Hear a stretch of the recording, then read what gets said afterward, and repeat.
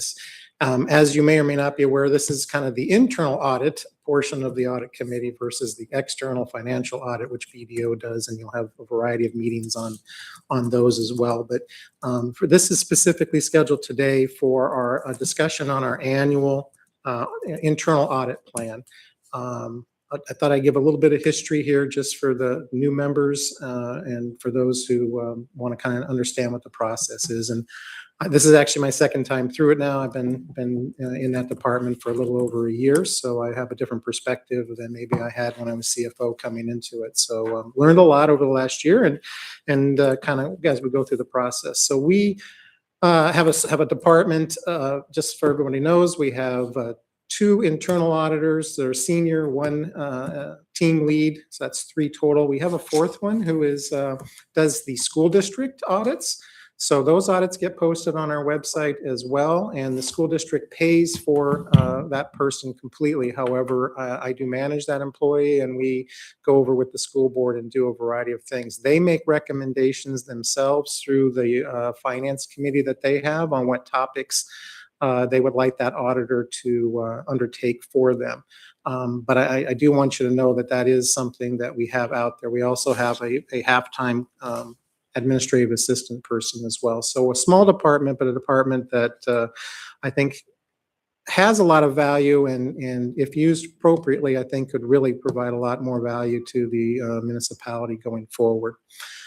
We send out an email around November 15th of every year to both the administration and all the directors as well as the assembly and say, please provide us any of your ideas for audits or special projects, and we'll talk about a little bit about special projects here at the end, but that you would like for us to consider in the upcoming year's internal audit plan. We let that go for a month with several reminders in there, and we get a variety of different requests from departments, from assembly people on topics. I've done my best the last 2 years to basically include everything. I try not to exclude anything that comes in just from my basis. I'd rather have at least it on the list for discussion and potential removal or actually doing it based upon the group of the decisions of the group or a committee rather than just myself making that. So what you see here is basically every request that we got. Now, I will tell you half of these requests, and I can tell you which ones are leftovers from last year. We had a significant number of ones last year, and we did not get anywhere near through most of those audits through the course of the year. We had some, in my opinion, very substantial and extensive audits that lasted a while longer than I would have hoped, which means the quantity that of other audits didn't get done. Everyone that was on the one for the 25 year is on this list for 26, and then I added all of the additional ones that came in during this review period. So you have here a complete list of every audit request that's come in for the last basically 2 years that people have come up with and desired. This is not this is the final version of that. This committee has done in prior, can certainly add or subtract it during this meeting if that's something that you have ideas and want to do. In the past, the chair would ask me, hey, if I'm going to add this, what should I take out, and so forth. We tend not to just keep adding because then it just means we're never going to be getting any additional opportunity to get to some of those things. But anyway, at the end of this meeting today, the committee will vote and say this is what the recommendation is for the full assembly. We do an AM that goes to we'll get it on the agenda as quickly as possible. That gets approved by the formal assembly, and then that formally approves the audit plan, the internal audit plan for the entire year. There's nothing wrong, and it has happened, where the audit committee can come up and make adjustments throughout the year as well. Normally we would do it during a meeting like this, where they would say, I'd like to add something, and we would then, if it's a full-blown audit, we would probably take something off the list and then add that in its place, or in some cases, if we can make it a smaller project, we do a special project addition at that point in time. We did do some of that this last year as well. So it does come up, and That's what's really important about audit. It shouldn't be something where a year or 2 years in advance you think you know what all the risks are. Risks happen all the time, and that doesn't mean that something doesn't shouldn't be of a higher priority and needs to get put into the list and addressed faster because it means something to the municipality of Anchorage and the urgency is there. So I don't think people should assume that this is a static thing. It's not a technocratic process. Where this is a process where we have a lot of input but once it's final, it is final. I don't get to change it.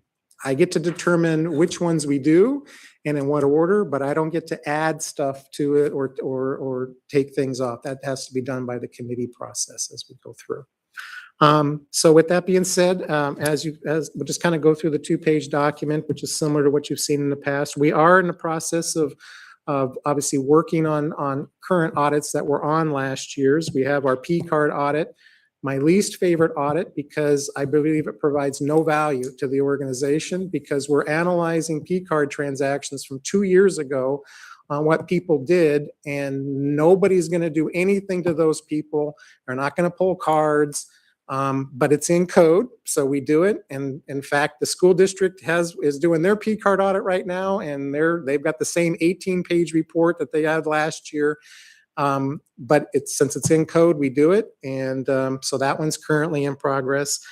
We are in the final stages of the management contract for Sullivan, Bamboki, and Dempsey. I would expect that to be going to the assembly in February.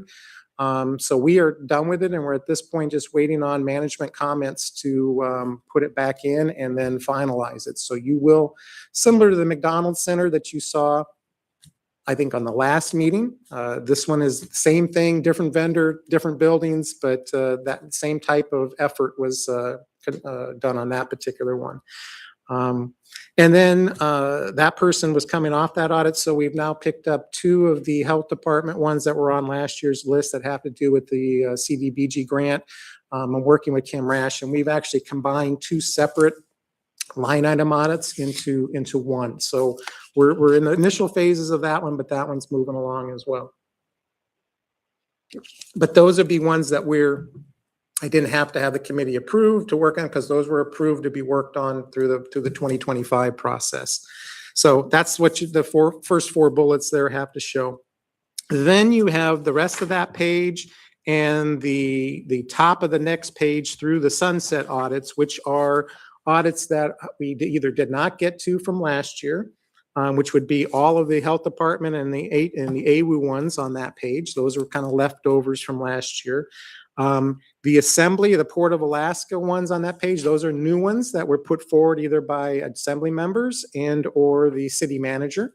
So those are new ones. The last one on there, which it was actually put on by the controller last year and then individually put on by the purchasing department this year.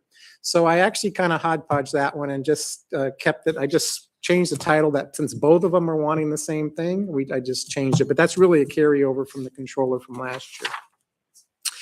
And then on the next page, solid waste and various departments, those are carryovers as well.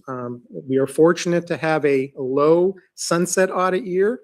Another set of audits that I am not really take a lot of time and not a lot of value, but again, in code. But this year we're fortunate only to have 3.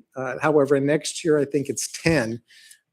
This year, 25, we did 6. So that it's a 3-year cycle on how those go through. So the good news is it's a smaller year.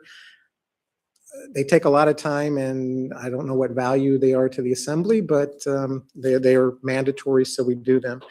And then we also put on the additional items here. These are kind of our additional responsibilities that we kind of let you know what we do. And for new members, you may or may not be aware of that. But we actually do the drug count and the drug burn at the Anchorage Police Department. We do the gun one and also the miscellaneous items, whatever else they've had through their cases. So we are an independent auditor for those various APD processes. We also do the AWU chemical inventory as well as the hard inventory on those every year. And then, as we've stated, the P card program is on an annual basis. And then we do just any other routine or selected audits that are not full-blown audits that are requested, but ones we've done either historically. And then last year we had 3, but there are occasions where directors will come and say, we really want you to look at this. And I say, well, do you really want it to be a full-blown audit? And do you want it to be a public document and sometimes they say, I really don't need, I just want you to look at a small, like a segment so I can get a feeling for certain things. So on this particular one, we call them special studies. They don't actually get full-blown. We don't spend the 3 months on them. We don't do formal write-ups. We look at data. Just to give you an idea of a couple of them that were done last year, we were asked to look at the animal shelter one with the dogs that were in the car in the fire. That was something we looked at. We took a look at some transportation department time coding. We looked at some legal thing. There were a couple legal department issues that they wanted to keep confidential and look at. So there are audits that we do on a much smaller scale without the formalization that happen, but they are still very valuable to the departments, and sometimes we get some of those. So there was one that was submitted from solid waste where they would like us to take a look at that. So at this point in time, this, as I stated, this was every request we either carried over or every new request that we got in the appropriate areas. Gives you an idea where we're at and what the scale of the opportunity is, and I'm willing to answer. I do have the backup in case you want any more detail. I do try, sometimes they give like 3 paragraphs of backup and we just kind of scale it down into something specific. But ultimately, when we start an audit, we go back to what the request was, and then we meet with the people and we have a much larger discussion. So if any of these are not clear enough or something, I can probably muddle my way through, especially the new ones that came in this year. Well, thank you very much. Any questions or comments from committee members?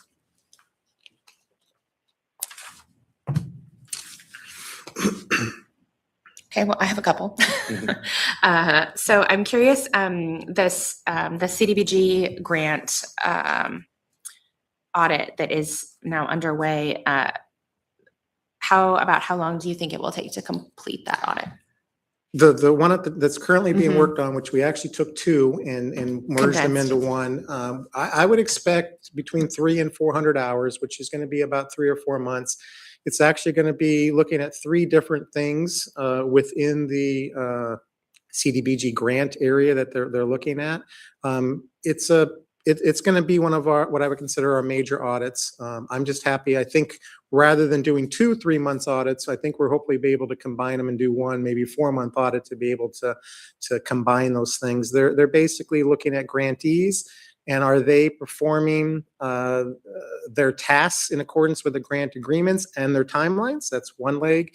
Another leg is the health department procuring grantees in accordance with CDBG guidelines. Are they posting enough of them? Because they use their own purchasing area, not the purchasing department, to put that through. So it's kind of a review of that. And then the final piece is on all that grant stuff, as they roll it up into the annual action plan, are we meeting all of the requirements of the HUD major action plan? Are we rolling it up? Is everything being reported correctly? So it's going to be a full-blown audit. We're just a week into that particular one, but it'll probably be, I would imagine, be finished around the April time period. Okay, thank you. Very helpful. Looking at this list, how would you prioritize, or what are the audits that you think would be coming next in the queue? Are there some that feel more salient than others? That's an excellent question, Chair Baldwin Day. And this actually kind of goes to my ability to how I make assignments and so forth. There are some ones that I think are more important than other ones, but I also have to look at staff to see what their background and skills and so forth have been. I consider there to be 3 pretty significant ones that I think might have some political ramifications. And as such, I'm going to put the team lead on those because he's been doing this for 20 years. And I think the politics will not affect him as much as some of the other ones. I can tell you what those three are if you care. And then some of the other ones that are here, I try to expose the two remaining team members to different areas of the organization. I want to try to help them do things that they've maybe never done before, expose them to some new things. So I'll take a look at that as they come up with audits in the likelihood of doing them. But ones that I see as, I think the Port of Alaska one from the city manager, I think that's an important one to her. So I would rank that as something that's going to be relatively high on my list. The second and third one under the assembly bullets, I believe are the other two that have the potential to be maybe politically charged and might have some findings that are substantial. And I would want to put our our most senior auditor, if possible, on those three. I think the other audits will probably be assigned to the two less senior auditors as we go through. And do you have a sense that there is sufficient staff capacity to be able to cover this list, or do you expect it? No, I think that's what kind of showed to me last year. I mean, when we had this list, half of them we didn't get to. Now, I am trying to do a variety of different things to change the department a little bit to be more efficient and do some things. But when you put in a P-card audit, when you put in sunset audits, a half a year of one auditor is already locked up. I have two senior auditors who's not the team lead. So I really have 1.5 to look at code-driven type things. And there's way more projects that are on here to be able to do that. So that's just the realization of where we're at. All right, I think we have questions from Member Volland. Thank you. Yeah, maybe Alden, could you kind of describe, so with the sunset audits, if the thinking is that that they are a lot of effort and perhaps not the same amount of value. So first of all, and maybe I should know this, but is that just, these are provided by code that we have to do these audits? They're not in charter, is that correct? Do we know? I believe that's a correct statement. Matthew could check. We're mandated to do them. Okay. And they're on a 3-year cycle based upon when the committee was organized. Typical recommendations of these sunset audits, is it just that whether or not these boards or commissions should continue to exist? Or is it like a comprehensive look at what was the productivity of these boards or commissions? What are like some general takeaways that we would see in a sunset audit? Yeah, this is interesting. Thank you for that question, Member Voland. That's an interesting comment. I mean, all we do basically is get a hold of the committee and say, show us that you've met, show us all your meeting schedules, show us that you made it public, show us that did you do anything during what you were supposed to do during those time periods. But we've got, committee members change over all the time. Where's the because you're looking at the last 3 years since we did the last one for that. So the auditors have a hard time getting hold of anybody who has any continuity during that time period. Some committees go without quorums, so then they don't have meetings for long periods of time. And so for the auditor, they're trying to gather this information, but they're not making any decisions, because we've made decisions in the past that where the audit said they've never met, this committee should be absolved. And then it goes to the assembly, like, yeah, well, we think it's important and we have these plans for the future. So then so we don't really make recommendations that are ever held to by the assembly. It's, here's the information that we gathered on them. They met sometimes, they maybe didn't meet their public notice requirements. They kind of posted it. They said they'll do better. It's more of an update of what happened over the last 3 years than it is of any that they provided value to both the assembly or to whatever the group or the organization that they were representing. Because we don't look at did they provide value? We're looking more at process-driven type things. And historically, from what I've been told, even when we look at those things and make recommendations, the assembly still has their own personal viewpoint on what some of these committees' value is. No. And as such, it may or not, we're not going to be able to provide you any information on the value that you may not think already based upon your conversations.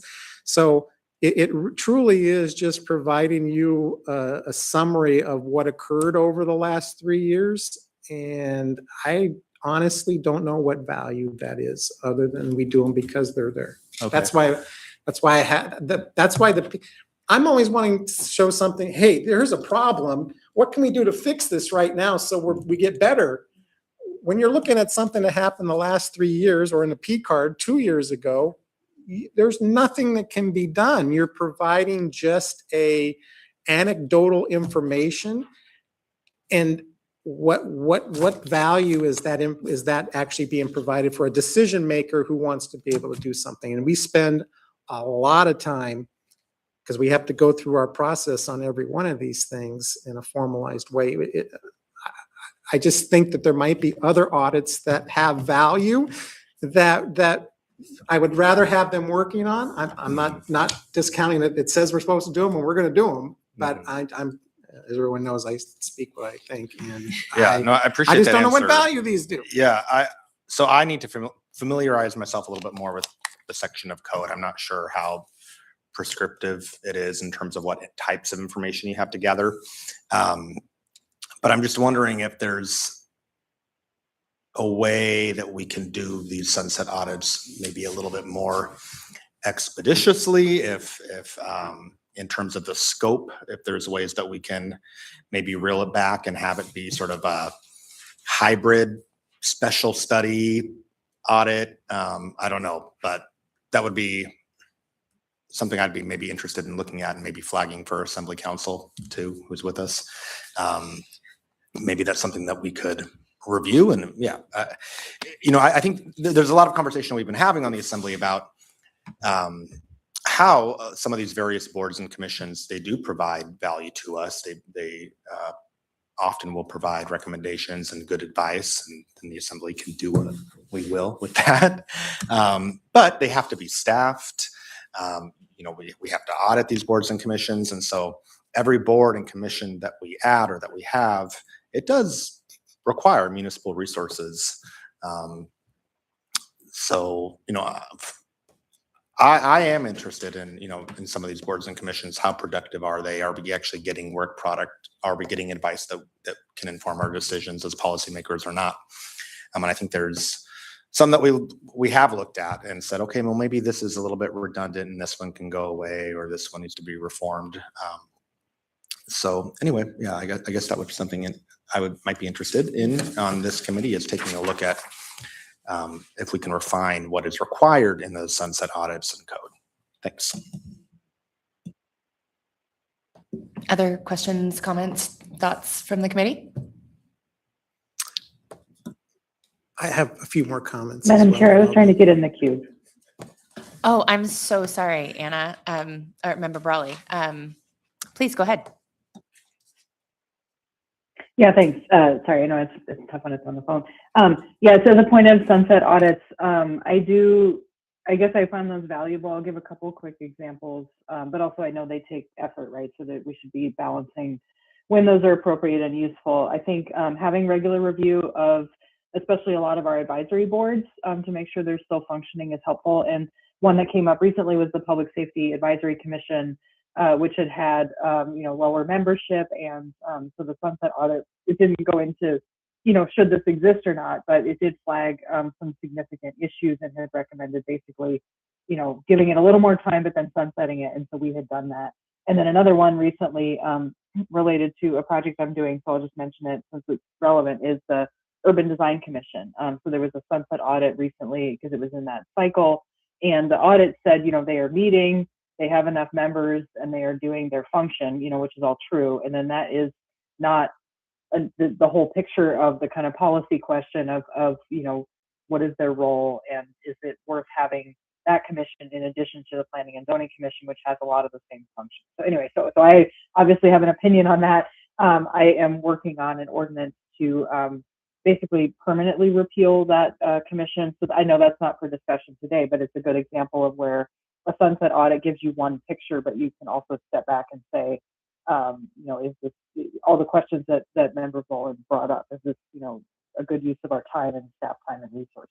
So anyway, so I do think it's valuable. I know there's reasons why some don't have sunsets or they need to exist. But I think at least in some cases it's useful because it does require that built-in review period that comes back to us as opposed to it just kind of existing forever with no discussion about it. So I totally recognize that it takes effort, but I do appreciate that it can be useful. Thanks.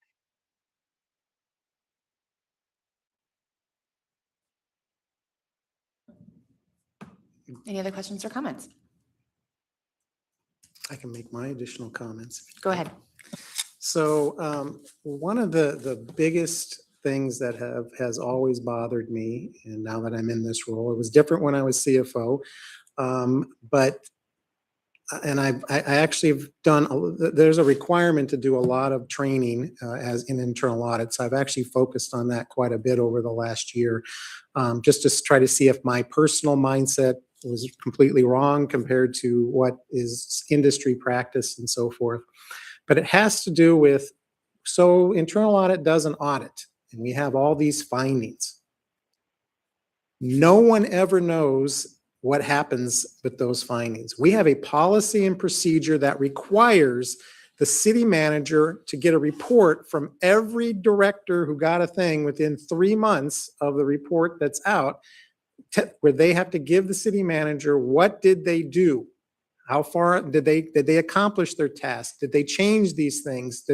What did they do in the part of the audit that the audit had the findings? They said they were going to do these things to fix it.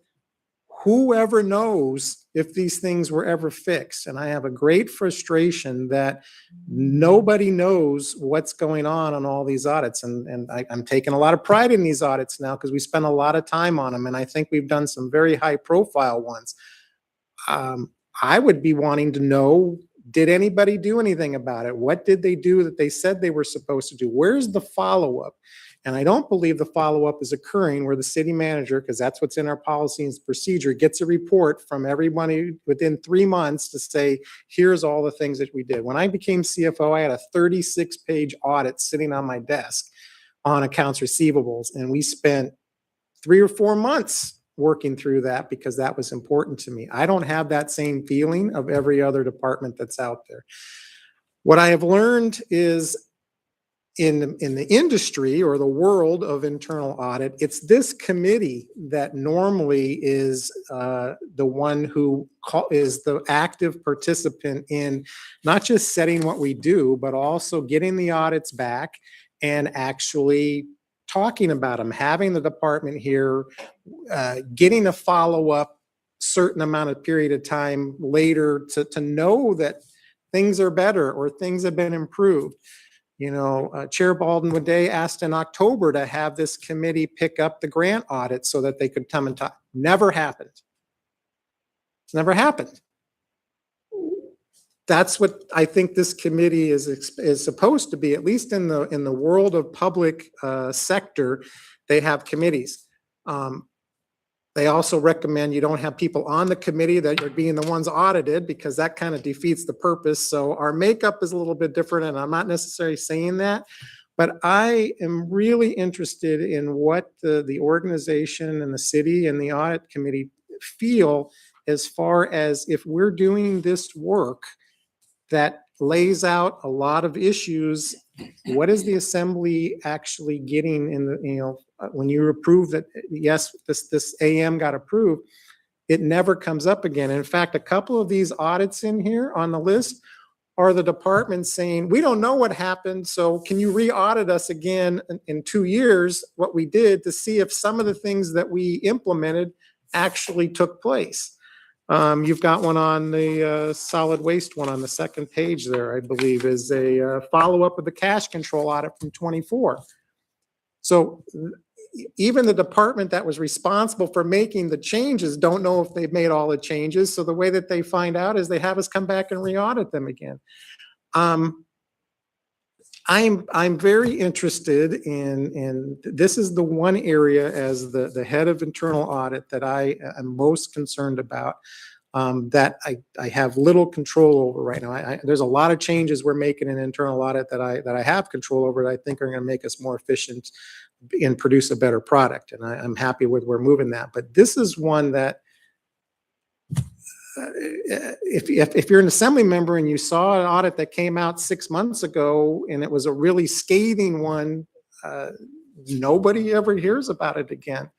And I'm just, it's frustrating to me that that level of follow-up it doesn't seem to be occurring. And I don't believe we're in accordance, if the plan was our city manager is supposed to get that update. I have never heard of anybody in the organization give the city manager what's in the policy and procedure. And I've been here over 10 years now. Now I can be wrong, often I am, but if that was what was meant to happen, it ain't happening either. So I would ask if anybody thinks my concern or idea is valid or has the importance, that we maybe have some conversations about that as we move through this year to see if we can make internal audit even more valuable than what I think it is right now.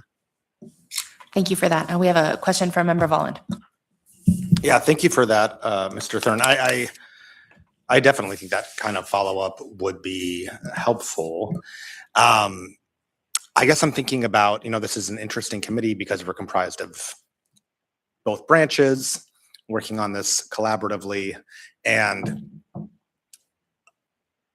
a lot of the findings that would be in an audit, if there was a scathing audit of X department, it would be, in my view, up to the administration to correct those things and to provide that level of accountability, and even potentially, I don't know, some type of disciplinary action or instruction for the future. So I guess I'm thinking about, okay, how do we have those conversations in this venue and get that level of follow-up? Okay, how are we going to improve? How are we going to tackle this for the next time? And maybe this is something for the administration to go away and think about and come back with more discussion on in the future. But how do we avoid putting a department on blast? Who's the appropriate messenger, I guess, on behalf of the administration to have those types of tough conversations about performance or, if there are things that are picked up in an audit that need to be addressed. Maybe it is the city manager. I mean, I'm not sure who that would be, but I guess I wouldn't want this committee to feel like people are coming in facing a firing squad either. I'd want it to be something that hopefully we can all join forces as a team and ultimately try to improve municipal processes. Improvement should always be the goal. That's what the whole point of the audit is. No, we're not blaming anybody, but we're saying these are the things that are concerned. What can we do now to make it better? And I would like to think that we would all want to know all those things that we did to make things better. I mean, those are the good things. That does prove, I think, to the public, we found an area. We didn't just sit on our hands and say we're going to do some stuff. Here we actually did it, and here's what we can do to prove that. I think that's a good message to give out there as we go through. And I think a lot of times a lot of these are department level. I mean, obviously there's a level of Bill and Becky that are out there as well, that they all roll up to them. But those department people, I think, sometimes want to have the opportunity to tout their departments as well and say, here's the things that I took as a leader to address these things, and it's not going to happen anymore. I thought the best audit we had all year was the EEOC, and they came in here and they said, you know what, we were horrible. It wasn't us because we're new members, but we're not going to allow that to happen anymore. In fact, they came in here and presented and said, this is what we're going to do, and here's our timeline, and blah, blah, blah, blah, blah. Well, bring them back a year later and so forth and say, great, how successful have you been? And they should be able to tout look at all the great things we've done. And as CFO, I would have come in and said, look, there were 97 findings on the accounts receivable between the library and health department. We did 26 in the controller part. Why is that not a good story for people to be able to hear rather than, I don't know what happened. And then we go through it. It is by far one of my biggest frustrations. And I'm just hoping that maybe there'll be some interest in seeing if we can work towards that effort. Any other thoughts, comments? I can go all day. Well, I will say I have not discussed this with Vice Chair Falsey, but I would very much like to bring the grants audit to this committee and have a conversation with folks from that department about those findings. And I think at this point, we're probably outside of that 90-day window, and maybe that's fine. But to ask them to talk through what are the things that they're doing differently as a result of those audit findings. So that's something I personally would be very interested in. And like Member Volland, I don't want to use this committee as a stick. I don't think that's an appropriate use of the committee, but I would like for there to be some meaningful follow-up.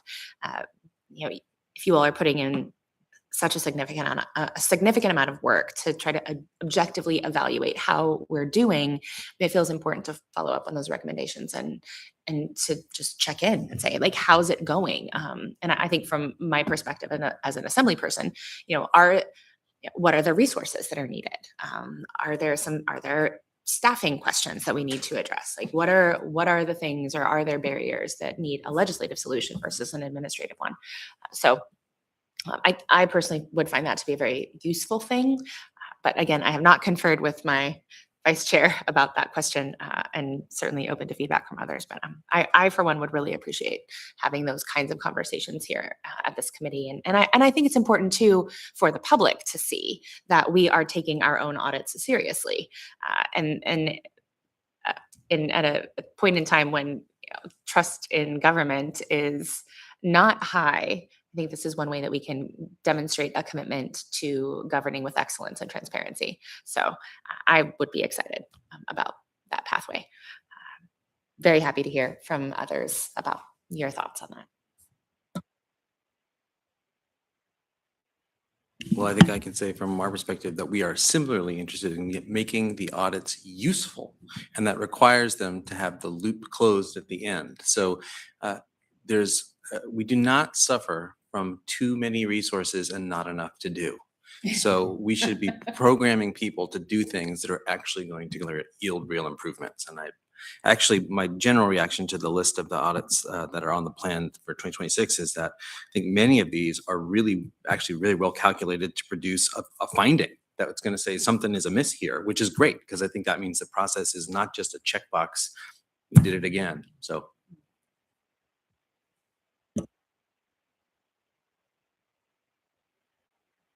I have a comment or two, because I also come from an audit background. I feel like findings aren't a slap on the wrist. It's the way we can improve things. It's the way we can document that and improve it. And I mean, we talk about the grants, that's my division. So I would be happy to talk about that and the resources we may or may not need, or the things we need, more tools. I've been here just over a year. I've learned a lot.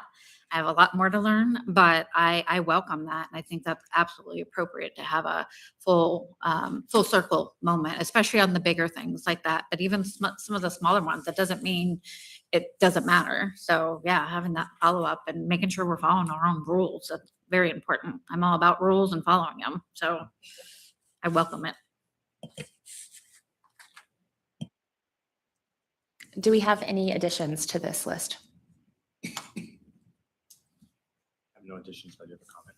Go ahead, Member Vaughn. Yeah, no additions, but a comment. I think that under the assembly bucket there, the review of the Torahs is quite timely. There's a lot swirling in transportation world and policy right now.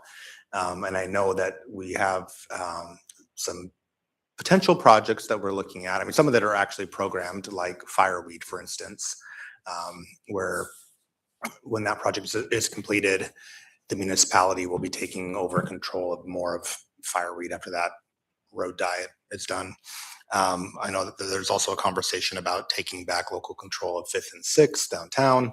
And so I think that with all the things in the background, the AMAPS operating agreement, what type of HSIP funding we are or are not getting, snow removal performance, all that stuff. I just, yeah, I'm happy to see that on the list, and I hope it is one that's prioritized. Thanks.